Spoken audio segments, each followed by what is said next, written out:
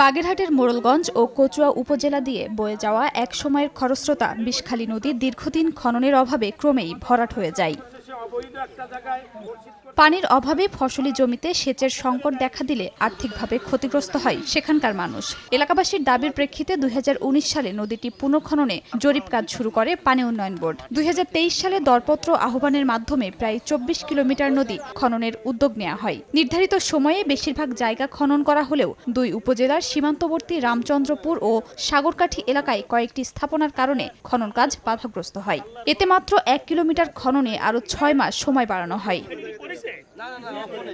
স্থানীয়দের অভিযোগ, নদীর জমি দখল করে স্থানীয় প্রভাবশালী আবুল বাশার নামের এক ব্যক্তির নিজস্ব বাড়ি, কবরস্থান ও মসজিদের কারণে খনন কাজ শেষ করতে পারছে না পানি উন্নয়ন বোর্ড। দুই একটা ব্যক্তির কারণে সেই খননটা আর কি ব্যাহত হচ্ছে। আমরা চাই তো এই সমস্ত সব উচ্ছেদ করে দিতে, যেগুলো অবৈধ আছে। সঠিকভাবে খালটা খনন করলে আমাদের কৃষির কাজের জন্য আমরা উপকৃত হই। জায়গা আমরা রাখছি, রাখকে এই জায়গাটু ঘর করছি, কিন্তু আমরা জানিয়ে করি নাই। তবে ক্যামেরার সামনে কথা না বললেও মুঠোফোনে অভিযুক্ত আবুল বাশার দাবি করেন, কেনা জমিতে নদী খনন করলে ক্ষতিপূরণ দিতে হবে তাকে।